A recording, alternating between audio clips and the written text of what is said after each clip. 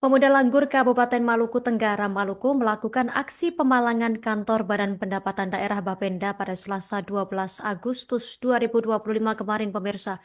Aksi ini merupakan bentuk kekecewaan atas polemik retribusi pasar Langgur yang bergulir beberapa pekan belakangan ini. Meski sebelumnya telah disepakati bahwa pihak kepolisian tidak akan ada penagihan retribusi, sejumlah individu tetap melakukan penagihan. Untuk informasi selengkapnya sudah terhubung bersama kita rekan Mega Rivera Renyaan, jurnalis Tribun Ambon. Rekan Mega Rivera, silakan laporan selengkapnya.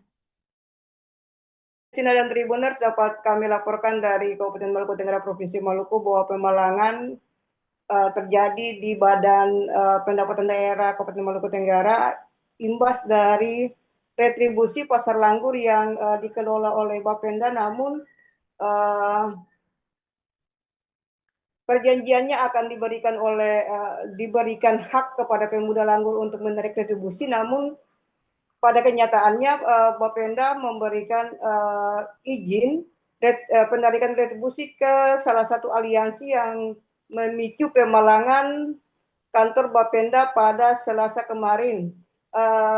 Ketua Pemuda Langgur, Eko Renyut, juga sempat menyatakan bahwa ini merupakan penghinaan kepada pemuda Langgur imbas dari janji yang diberikan oleh Bapenda namun tidak disepakati secara bersama-sama, karena pada prosesnya perjanjian dengan Badan Pendapatan Daerah atau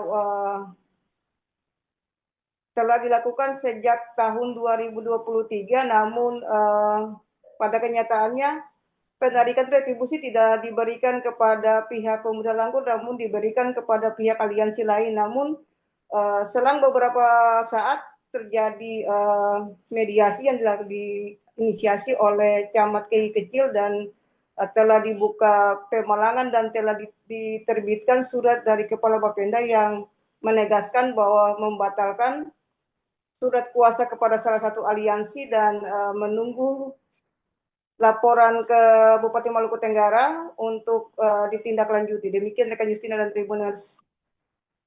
Baik, rekan Mega Rivera Renyaan, jurnalis Tribun Ambon. Kami nantikan informasi update selanjutnya. Selamat bertugas kembali.